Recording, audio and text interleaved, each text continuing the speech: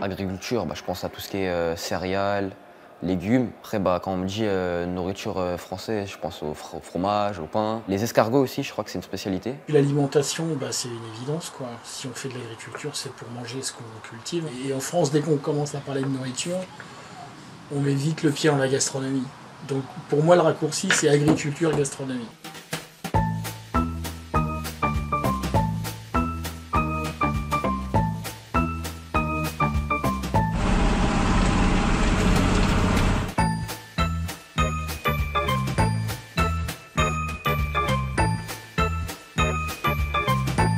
Bonjour. Bonjour. Merci d'accepter l'interview. Avec plaisir. Est-ce que vous pouvez vous présenter? Comment vous appelez? Votre prénom, votre nom, votre âge? Je m'appelle Pierre Boud, j'ai 49 ans. Laura, j'ai 34 ans. Jean-Pierre, donc je suis retraité coiffeur. Je suis étudiante et je suis d'Orléans. Ok, super.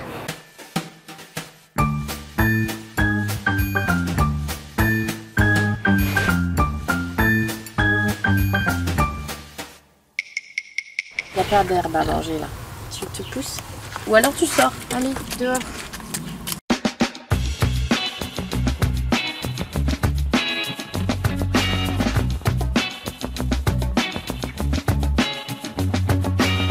Pour moi, il n'y a pas une agriculture française. Il y a des agricultures françaises qui sont adaptées en fonction des climats de la France, des spécificités régionales. Il y a des choses qui viennent plutôt du sud-ouest, on entend le canard.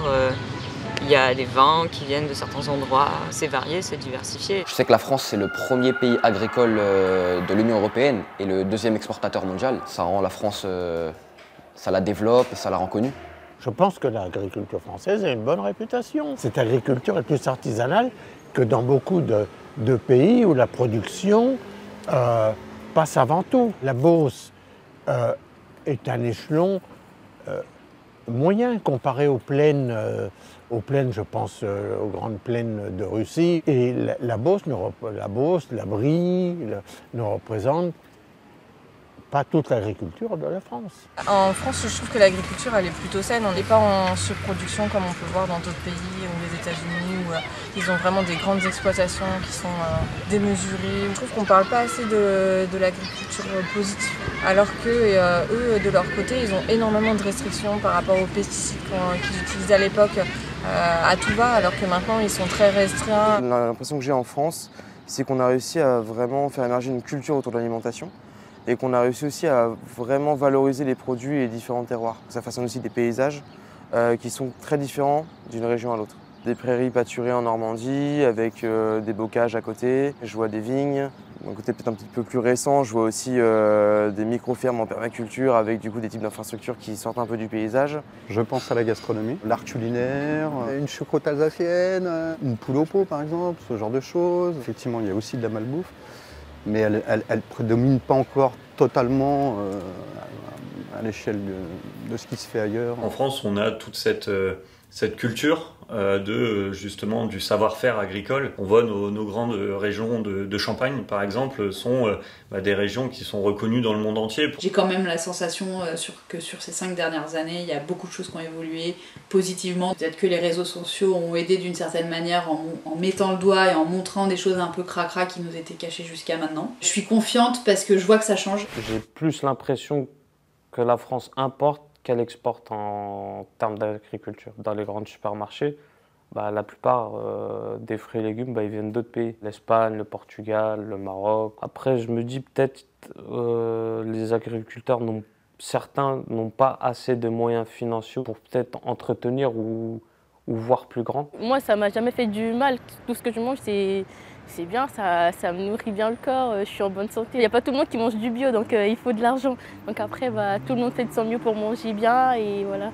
Donc tout ce qu'on consomme, on peut dire que c'est du bien parce qu'on fait confiance aux agriculteurs. Alors moi, je m'en fais une très bonne image de l'agriculture en France. J'ai l'impression que les agriculteurs, quand même, il y a une espèce de revendication de faire des bons produits, d'essayer d'élever bien les bêtes. Quand je vais à l'étranger, je me rends bien compte qu'on mange 1000 fois mieux que dans tous les autres pays du monde.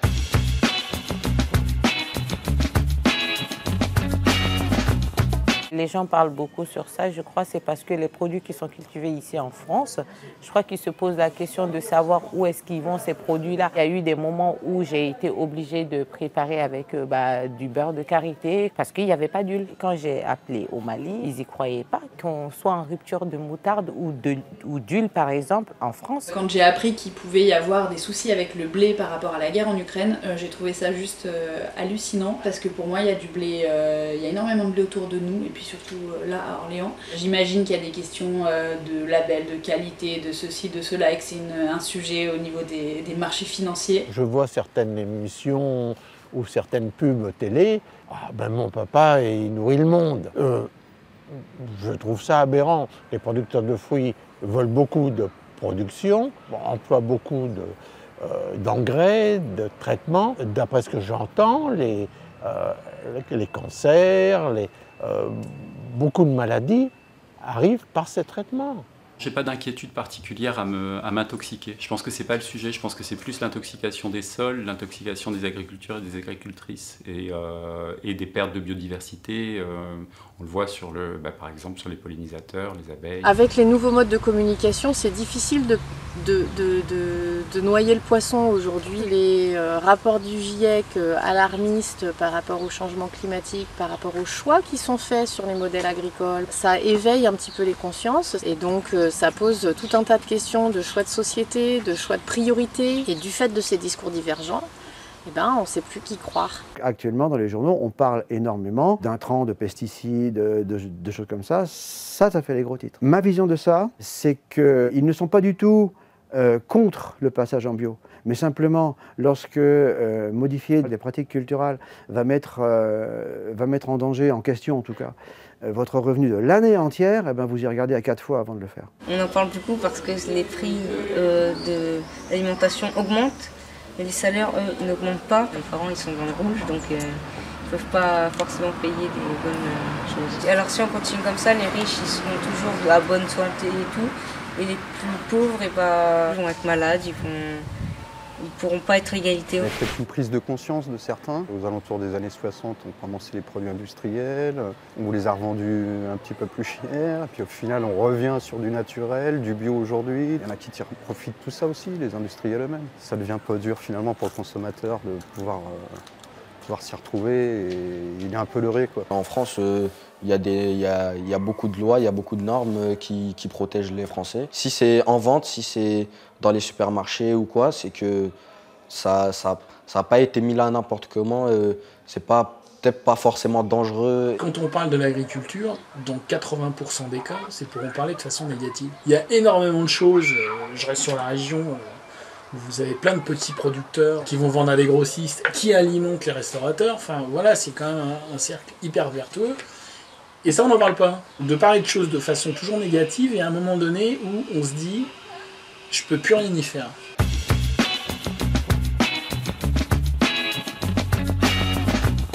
Il faut que dans les générations à venir, il y a de plus en plus d'agriculteurs. Je sais, c'est pas un métier qui intéresse tout le monde. Tout le monde veut avoir un métier facile, qui rapporte de l'argent, veut être connu. Mais l'agriculture, sans l'agriculture, il n'y a rien de tout ça. Moi, personnellement, je ne suis pas prêt à être agriculteur. Les agriculteurs, ils fournissent beaucoup de travail dans l'élevage, les plantations, voilà, pour nourrir la France. Et derrière, ils ne sont pas forcément très bien rémunérés. Et les vacances, pour eux, c'est pas forcément possible. Du coup, c'est un métier qui donne pas forcément envie. Si il n'y a plus personne qui veut exercer ce métier, c'est grave parce qu'après, on est sur une question d'environnement. Et ça veut dire que si on va chercher les produits plus loin, il y aura plus de pollution et donc du coup ce sera plus écologique.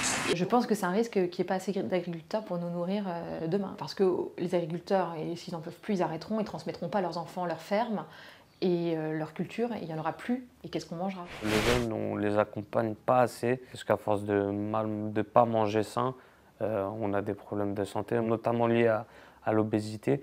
Et puis ça a un coût aussi. Par exemple, une personne qui va manger tous les jours un kebab, il faut compter pratiquement 10 € par jour. Alors qu'avec 10 €, il peut aller dans un hypermarché ou un supermarché, se faire une petite salade et manger sain, quoi. Pour mieux manger demain, il faut peut-être éviter de manger des produits des produits préparés. Il suffit de regarder les étiquettes derrière vos produits. C'est souvent base de numéros, de ceci, de cela, mais qu'est-ce que ça signifie? Il faut le savoir. Et peut-être que nous, on arrivera à changer aussi les mentalités des industriels. D'ailleurs, je pense qu'on y parvient sur certains produits. Ouais, on arrive à obtenir des produits sans nitrite, sans ceci, sans cela. J'ai énormément confiance dans les agriculteurs, j'ai confiance dans l'amour qu'ils ont pour leur métier. Le problème, c'est que quand on achète à manger, c'est dans un supermarché et c'est pas l'agriculteur qu'on l'achète. On l'achète à la chaîne de fin d'une très longue suite de transformations agro-industrielles sur lesquelles on n'a aucun contrôle et quasiment aucune visibilité. C'était vraiment devenu cher. Je pouvais me faire plaisir à aller il y a 3 ans, il y a 4 ans. Je ne peux plus me le permettre. Je suis obligée de limiter vraiment ce que je consomme. Peut-être forcément il y a des gens, ils arrivent à avoir leurs 3 repas par jour. Mais combien? Si on en arrive à un point où on est obligé de manger une seule fois dans la journée pour tenir, ça c'est pas normal. Les cerises à aujourd'hui qui sont à 10 € le kilo, je les regarde dans le magasin, je les achète pas. Mes enfants me le réclament et je suis obligée de dire non à mes enfants. Je leur dis non pour de la nourriture et je trouve pas ça normal. Je pense que ça ne bouge pas parce qu'il y a trop d'intermédiaires entre les personnes. Il y a les personnes qui produisent, il y a les supermarchés qui prennent aussi, et chacun prend ses marges. La culture française, c'est l'alimentation, c'est la cuisine. On est reconnu dans le monde pour ça. Donc on a des très bons produits.